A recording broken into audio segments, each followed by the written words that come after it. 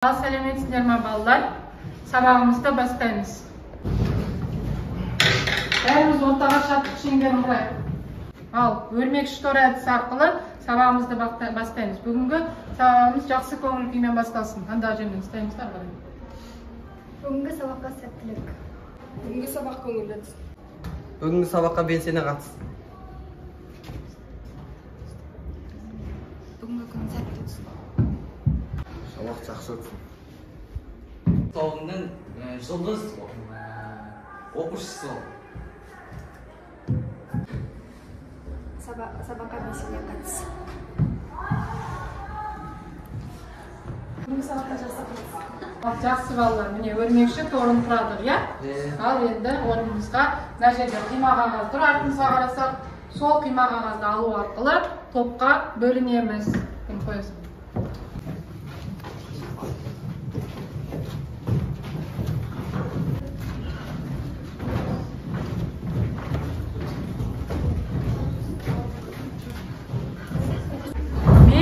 Мен едім, мен нарында жүргенде, еңіреп жүрген ер едім деп жырлаған қайсы ақын?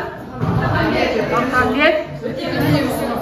Жақсы балалар, бүгінгі біздің тақырыбымыз Махамбет Өтемісұлының өмірі мен шығармашылығы. Біздің сабағымыздың мақсаты автор бейнесінің идеал стилистикалық тұтастырушы ретінде рөліне талдау жасау. Сабағымыздың мақсаты осы автор бейнесінің идеал стилистикалық тұтастырушы ретіндегі рөліне талдау жасауды үйрену. Махамбеттің өмірі мен шығармашылығына танысу үшін видео көріп алайық.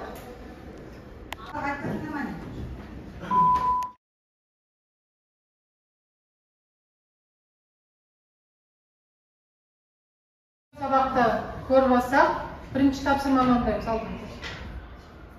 3 топқа тапсырма беріліп тұр, топтастыру беріліп тұр. Яғни Махамбеттің туған жерге, ерлікке, ел билеуші сынау, көтеріліс, өз бейнесіне Исатайға арнаған өлеңдерін жазасыңдар. Қандай өлеңдер бар? Бірінші топ ақын тобы түсінік ме? Батыр тобы хронологиялық кесте жасаймыз. Яғни жылдары бойынша Махамбеттің туған кезінен бастап көтерілісте болған кездерін түгел өмірінің соңына дейінгі жылдарды хронологиялық кесте. Үшінші топ күйші тобы Қайран нарын күйін тыңдатасыңдар, және де сол күйдің шығу тарихын айтып беретін боласыңдар, я? Алдыларыңда ақ қағаз беріліп тұр, A3 формат жоға жазып тақтаға шығып қорғаймыз.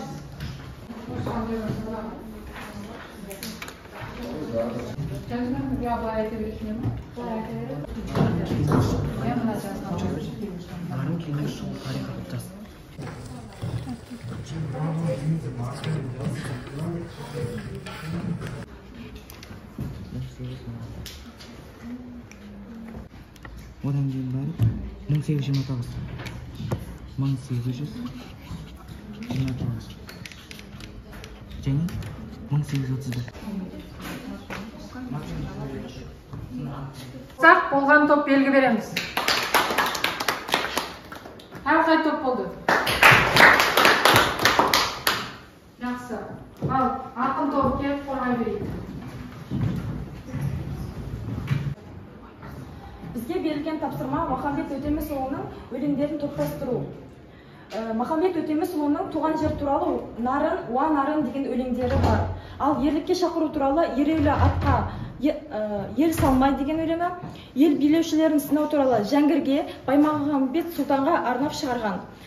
Көтеріліс туралы Ұлы арман, мен тауда ойнаған қарт марал, өз бейнесі туралы менің атым Махамбет, Исатай бейнесі туралы Тарланым, Тайманның ұлы Исатай.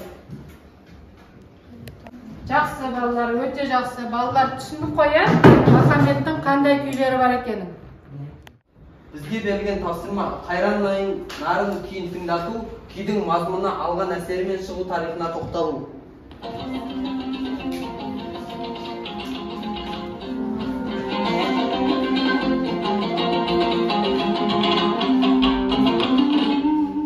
Қайран нарын деген күйін төгілте жөнелтті. Ол ішіндегі көңіл күйін сол күймен шығарған. Махамбеттің қайран нарын күйі. Нарын құмы Махамбеттің туып өскен жері. Туған жерін бірнеше өлең толғауларын арнаған ақын, домбыра сазында да қайран нарын күйін тыңдаған. Қайран нарын Махамбеттің ақындық шығармашылығының басты арнасына айналдырған туған жердің мүддесі мен мерейі жолындағы кес-кесте ұрыс тақырыбына арналған.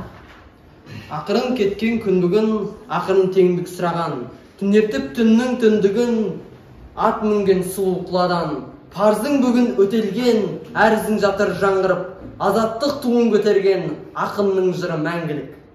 Махамбет күйінің бір бойда тұрмайтын шығармалар санатына Жұмар Қалаш пен Қайран нарынды жатқызуға болады. Нарын бүткіл поэзияларын ту еткен, оны кейінгі ұрпаққа мұра етіп қалдырған. Жақсы, өте жақсы балалар. Қазір бір-бірімізді бағалайтын боламыз. Отырыңдар. Келесі топ.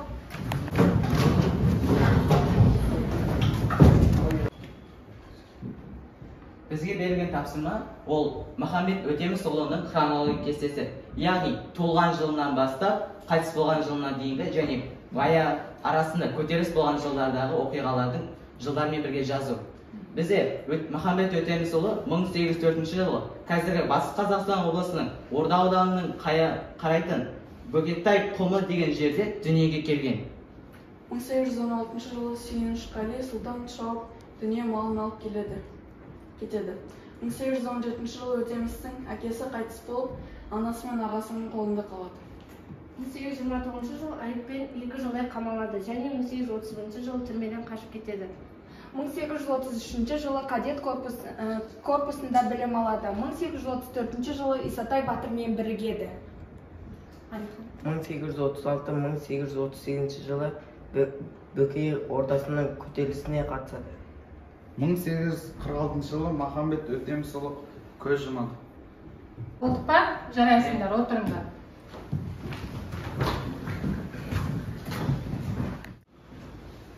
Ал балалар, бірінші тапсырма бойынша топ-топ бір-бірімізді бағалап жүрейік. Ақын тобын бағалайық бірінші. От шашу арқылы. Қалай бағалайсыңдар берілген тапсырманы? Қалай орындады?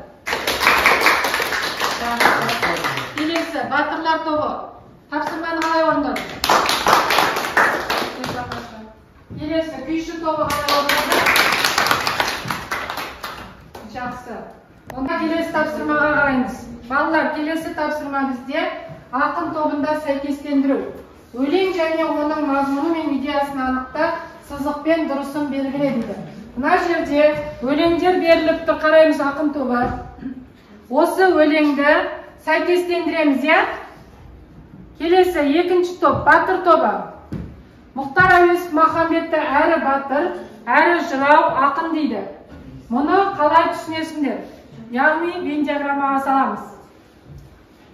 Үшінші күйшілер тобы. Ақын өлеңдер мен мақал мәтелдердің үндестігіне талдау жасаймыз.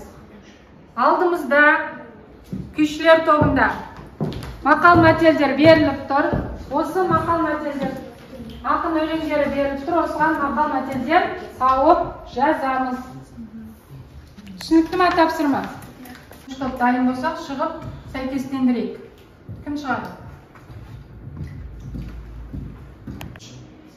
Ақ жұмыртқа сарыуыз әлпештеп қолда өсірген, туған ұлдан не пайда, қолынан найза алмаса, ата жолын қумаса. Бұл өлең ел үшін еңбек еткен ата жолын жастардың берік ұстауы керек екендігін айтады. Бір екіншіге беріледі. Келесі. Жауға аттанар күн қайда, жауы найза қолға алып, жау тоқтатар күн қайда. Бұл беске келеді. Исатай өліміне қапа болу, күйіну, қайғыру.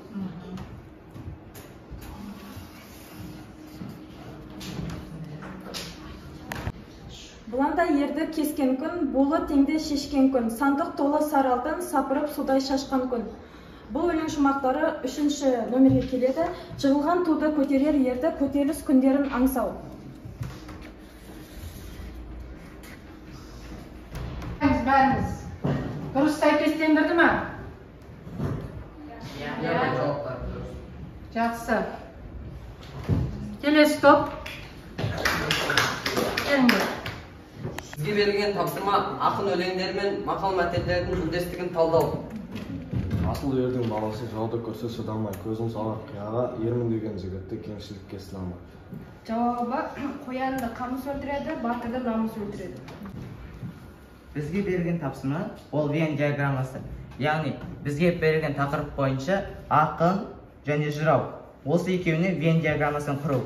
Бізде ақында ол өмірдегі құбылысты, тарихи оқиғаны сөзінің ой өрісі дәрежесінде талқылайды. Жырау ол заман саны, мезгіл, дәуір, болжауын, тарихи оқиға, мазмұн, бағасын сөз қылады. Ал оның осы екеуінің ұқсастығы ақындар мен жырауларды көбінесе біз батырлар деп санаймыз. Себебі әрі батыр, әрі жырау ақын деп атаймыз. Ал балалар, енді үшінші тапсырмаға қараймыз. Шығармашылық жұмыс. Бірінші топ мен едім өлеңін Махамбетше жырлау. Яғни бірінші топ осы өлеңді айтып береміз, я? Келесі екінші топ Махамбет рухымен тілдесу, ой толғау жазу. Үшінші топ Махамбеттің жауға қарсы шапқанын қыл қаламмен суреттеу. Яғни алдыларында ақ қағаз беріліп тұр, соған Махамбеттің жауға шапқандағы кезін сурет саламыз. Ал тапсырманы орындайық. Есептеледі.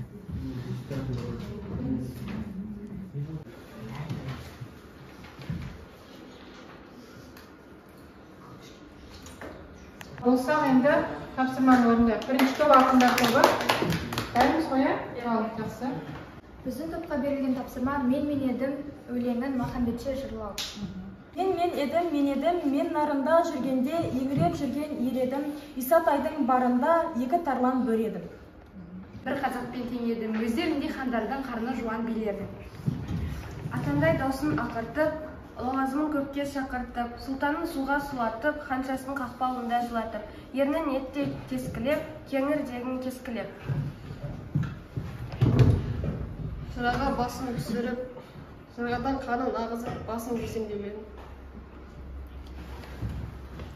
Еділдің бойы ен тоғай, ел қондырсам деп едім. Жағалай жатқан сол елге мал толтырсам деп едім.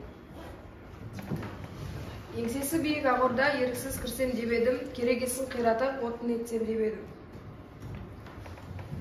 Жақсы балалар, жарайсыңдар, өте жақсы. Келесі топ, екінші топ, дайын. Бізге берілген тапсырма Махамбеттің рухымен тілдесіп, оған ой толғау жазу. Махамбет Өтемісұлы әрі батыр, әрі жырау, ақын. Кішкентай кезінен қанша қиындық көрсе де саяси күрес жолында болды. Яғни оны айыптаса да өзін мықты ұстап ешқашан берілмей, Исатаймен бірігіп Махамбет 1836-1838 жылдар аралығында ұлт азаттық көтеріліске ұласады. Бізге берілген тапсырма Махамбеттің жауға қарсы шапқан суретін салу. Біз бұл Махамбеттің жауға қарсы шапқан қылқаламмен суреттедік. Бұл жерде сол кезде Махамбет көптеген көтерілістер мен жорықтарға қатысқан. Осы жорықтардың арқасында Ресейге қарсы тұра алатынын дәлелдеді. Тапсырма балалар, боулинг әдісі. Бәріміз білеміз, я, боулинг ойнауды. Қазір мына жерде доппенен бутылканы құлатамыз, соның ішінде сұрақ берген, сол сұраққа жауап береміз.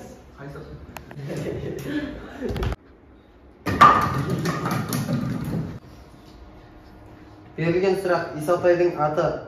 Жауабы Исатайдың астындағы аты Ақтабан.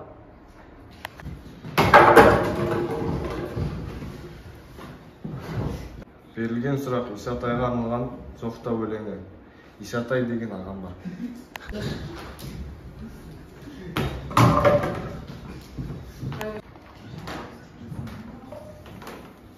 Махамбеттің хан емессің, қасқырсың деп айтқан адамы Жәңгір хан. Жақсы, жарайсыңдар. Қалған әсеріміз бойынша білім қоржынына кері байланыс жүргіземіз.